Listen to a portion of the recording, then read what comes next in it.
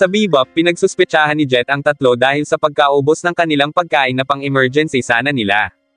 Walang umamin sa mga ito hanggang sa makita nila si Ed na nagtatago ng isang pirasong mani kaya nagalit ang tatlo dito nang may biglang bumangga sa kanilang sasakyan. Tinanong ni Jet kung sino iyon pero agad na umalis palayo ang sasakyan. Dahil sa pinsala na dulot ng pagbangga ay umuga ang kanilang sasakyan hanggang sa bumagsak iyon pababa sa orbit ng isang western type na planeta na kasalukuyang binubuo pa rin.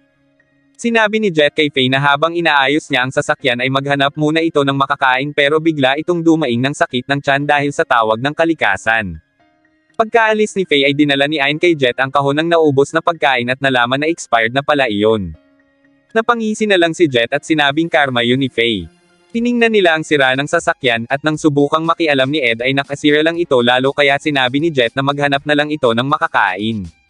Lumabas si Ed kasama si Ayn ngunit wala itong nakitang pagkain kaya napahiga na lang ito, nang biglang dumaan ang sasakyang nakabangga sa kanila kaya hinabol yun ni Ed. Napahinto ang dalawa dahil nakaamoy ang mga ito ng pagkain kaya agad nilang hinanap ang pinaggagalingan yon. Ngunit walang perang pambili si Ed kaya pinayuhan ito ng tindero na umuwi na lang. Biglang dumating doon ang isang babaeng sakay sa magarang sasakyan para bumili sabay abot sa tindero ng bayad at ng litrato ng lalaking hinahanap nito, ngunit ang hindi nito alam ay sumakay sina Ed at Ayn sa likod ng sasakyan niya. Nakarating ang babae sa isang bayan, ngunit hinarang ito ng dalawang opisyal ng pulisya at hiniling na inspeksyonin ang kanyang sasakyan. Nang buksan ng mga pulis ang likod ng sasakyan ay tumambad sa mga ito ang natutulog na sina Ed at Ayn na para bang kinidnap sila ng babae. Habang itinatanggi ng babae sa mga pulis ang paratang ay nagising ang dalawa at naglakad na muli para maghanap ng makakain. Nakita ni Ed ang lalaki sa litrato kanina pero mas inintindi ng mga ito ang footlong na kinakain yun para sana humingi. Biglang dumating ang isang lalaki na may hinihilang kabaong at tinawag ang matabang lalaki sa pangalang Domino. Nais ng lalaki na ilagay si Domino sa kabaong na dala niya para maipaghiganti ang kapatid niyang nasawi dahil sa pagbili ng nakal-alasong mushroom dito pero nasagasaan iyon ng dumaang sasakyan. Dahil doon ay naghabulan na lang ang dalawa. Ngunit sa pagtakbo ni Domino ay naglaglagan ang mga mushroom sa jacket nito. Dahil sa gutom ay agad na kinain ni Ayn ang mushroom nang biglang kumilos na iyon ng kakaiba kaya sinuri ni Ed ang mushroom. Nagdala siya ng tig-iisang piraso sa tatlo at sinubukang ipakain sa mga iyon. Bawat isa ay nagkaroon ng halusinasyon si Spike na umaakyat sa walang katapusang hagdan at nakasalubong ang isang palakang nagsabing hagdan iyon patungo sa langit pero hindi iyon pinansin ni Spike at nagpatuloy lang sa pag-akyat. Si Faye naman na nasa banyo na animoy lumalangoy dahil sa halusinasyon nito na pagtaas ng tubig. Si Jet na nakikipag-usap sa mga bonsai na parang tao ang mga iyon. Doon napagtanto ni Ed na hindi pala maaaring kainin ang mga mushroom na iyon. Napanood ni Ayn sa monitor ang tungkol sa wanted na si Domino dahil sa pagbibenta ng ilegal na mushroom. Napagdesisyonan ni Ed na hulihin ang taong iyon nang sa gayon ay makuha nila ang pabuya at makabili ng pagkain. Samantala, habang kinakastigo pa rin ng pulis ang babae ay nagulat ito nang biglang makitang dumaan si Ed, kaya habang may kausap ang pulis ay pasimple nitong kinuha ang susi ng kanyang sasakyan at agad na umalis. Napahinto muna si Ed nang bigla nitong makita sa lupa ang sasakyang nakabangga sa kanila. Pinasok nila iyon at doon nila nakita si Domino na namimitas ng mga mushroom. Sinubukan niyang hulihin si Domino ngunit nakatakbo ito at sumakay sa dumaang tren. Nakita sila ni Shaft kaya agad din iyong sumakay sa truck ng pakwan para habulin ang pumatay sa kapatid niya, hanggang sa maya-maya pa ay humahabol na rin ang babae at sina Ed. Nagkarambola ang mga iyon sa itaas ng tren hanggang sa si Ed ang makahuli kay Domino.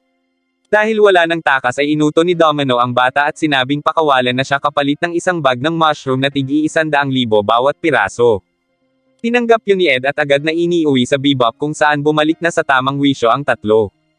Nagulat si Faye sa halaga ng mga mushroom na iyon, ngunit isang pulis ang dumating at sinabing magtatanong iyon tungkol kay Domino na nagbibenta ng ilegal na mushroom.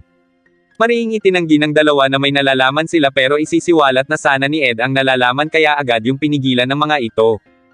Gayunpaman, lumabas naman si Spike sa tent dala ang bag ng mga mushroom kaya natigilan na lang sina Faye. Sinuri ng pulis ang mushroom at sinabing maayos ang mga iyon dahil shiitake mushroom ang mga iyon kaya umalis na ito sa lugar. Niluto na ni Jet ang mga mushroom sa iba't ibang potahe pero dahil sa dami ng mga iyon ay halos 1 linggo na nila iyong kinakain kaya nauumay na sina Faye at Spike habang gustong-gusto naman yun nina Ed at Ayn. Makalipas ang ilang araw, naiinip na si Faye sa kalawakan dahil sa pag-iintay ng matagal sa Starship Pirates, isang grupo ng magnanakaw. Tumawag si Faye kay Jet upang itanong kung nasaan na si Spike pero maging si Jet ay nagtataka kung nasa na iyon.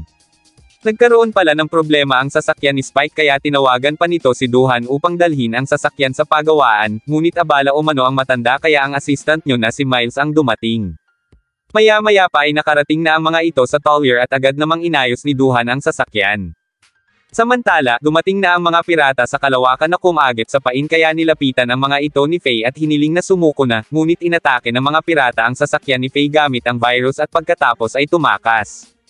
Napansin ni Spike ang pagkamainitan ng ulo ni Duhan kay Miles kaya nilapitan niya ito at sinabing baka layasan na naman ito ng assistant kapag hindi nagbago. Isang lalaki ang dumating sa Tollier kaya habang kausap iyon ni Duhan ay tumawag muna si Spike kay Faye upang mangamusta. Samantala, dala ng delivery driver ang pyesa na ibinenta kay Duhan ng isang sasakyan ng Penguin Delivery. Napagtanto ni Spike na iyon ay ninakaw na pyesa na binili mula sa mga pirata at nagpapanggap lang sa pamamagitan ng paggamit ng sasakyan ng Penguin Delivery. Sa Bebop, sinubaybayan ng mga ito ang dalawang sasakyan ng Penguin. Maaaring ang isa ay ginagamit lang ng mga pirata para magpanggap kaya nagpa siya sina Spike at Faye na magpaputok at tingnan kung alin ang tatakas. Hindi sang-ayon si Jet sa gagawin ng dalawa dahil iniisip nito na baka totoo pareho ang mga sasakyang iyon, ngunit parehong tumakbo palayo ang dalawang sasakyan kaya naghiwalay sina Faye at Spike para habulin ang parehong sasakyan. Ang target ni Faye ay inosente, habang ang kay Spike naman ay hindi. Umatake ang mga pirata at tinamaan ang sasakyan ni Spike kaya sinubukan nito na gamitin ang manual na control ngunit napadpad lang ito sa isang asteroid field. Maya-maya pa ay aksidenteng tinamaan ang sasakyan ng mga pirata ng sarili nitong armas, kaya napinsala ito at nasira ng isang asteroid. Lumapit si Jet upang sagipin ang swordfish ngunit ang sasakyan ni Spike ay nahuli na sa itaas na bahagi ng atmosfera at nagsimulang magliyab. Dahil doon ay hindi na makalapit si Jet sapagkat ang Bebop ay masusunog din. Nawalan na ng pag-asa si Spike kaya ibinigay na nito kay Jet ang mga nakatago niyang alak sa Bebop. Ngunit biglang tumawag si Duhan na naririnig ang kanilang usapan at kumilos upang tumulong. Itinuro nito kay Spike ang mga dapat gawin sa sasakyan kaya naman agad iyong sinunod ni Spike. Maya-maya pa ay ligtas nilang naisalba ang sasakyan pati si Spike at lumipad pabalik sa lupa. Kinabukasan, nakatanggap si Jet ng isang misteryosong liham mula sa dating kaibigan na nagngangalang Pao, isang feng shui master sa Mars na matagal na niyang hindi nakikita. Nakasaad sa liham ang mensaheng, hanapin ang banal na hayop mula sa Anzan, nasa lugar ako ng pagpupulong ng 4 na Diyos. Nagtungo si Jet sa Mars, ang planetang tahanan ni Pao, upang bisitahin ang puntod yun at itanong kung hindi ba talaga iyon ang nagpadala ng liham. Ngunit isang dalaga ang lumabas mula sa likuran at itinulak siya palayo nang makita nito ang dalawang lalaki at nagpaputok ng baril. Tiningnan ng dalaga ang kanyang compass at saka hinila si Jet papunta sa kalsada kung saan tumalon sila sa bubong ng bus pagkatapos ay sa ilog at saka tumakas. Isinama ito ni Jet sa Bebop kaya nagtataka ang mga kasamahan niya kung sino iyon. Habang nag-uusap ang dalawa ay lumapit si Ed na may dalang pagkain at diretsahang tinanong ang dalaga kung kasintahan ba ito ni Jet, bagay na ikinagalit nyon. Agad na umalis si Ed at pagkatapos ay iniabot ni Jet sa dalaga ang liham na natanggap niya 3 araw bago maaksidente si Pao. Ang dalaga ay anak ni Pao na nagngangalang Mefa. Nakiusap si Mefa na tulungan siya ni Jet dahil sigurado umano ito na iyon na ang kinaroroonan ng Sunstone. Wala mang utang na loob si Jet sa mag-ama pero mas pinili pa rin nito na tulungan si Mefa dahil hindi niya magawang iwan iyon mag-isa, ngunit palaisipan pa rin sa kanya kung ano ang ibig sabihin ng liham ni Pao.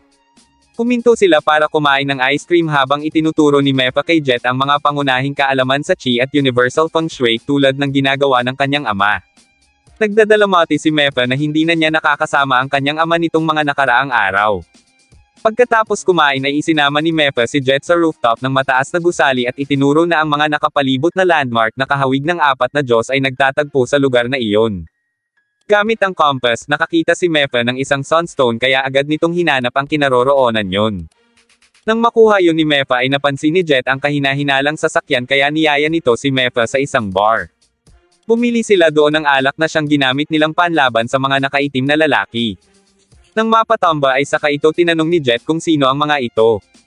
Hindi pa sana aamin ang lalaki pero nang lingkisin ito ni Jet ay sinabi niyo na mula sila sa Blue Snake, at inamin na dahil hindi nila madakip si Pao ay ihahalili na lang nila ang taong nakatanggap ng liham nito.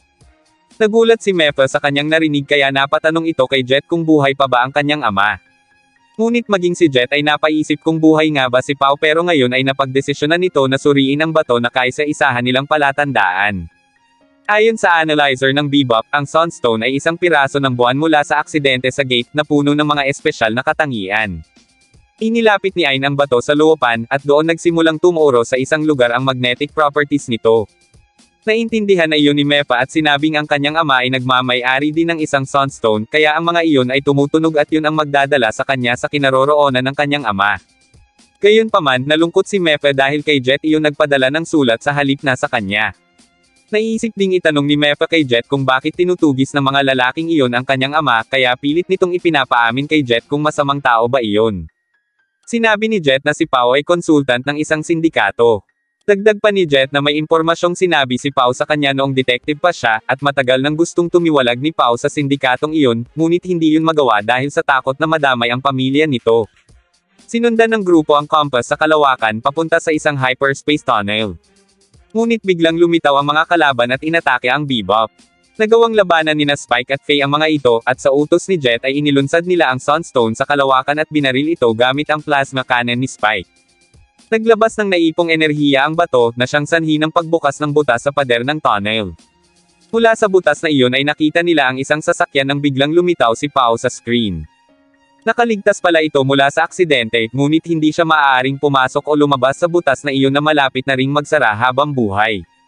Inamin ni Pao na nagpadala siya ng sulat kay Jet upang dalhin ito doon ang kanyang anak upang makapagpaalam. Tumuluhang sinabi ni Mepa na galit siya sa kanyang ama noon, ngunit ngayon pinapatawad na niya ito. Maya-maya pa ay naglaho na si Pao sa screen at tuluyan na ring nagsara ang butas. Hindi nagtagal ay bumalik na si Mepa sa Mars at balik na rin sa normal ang buhay nila sa Bebop.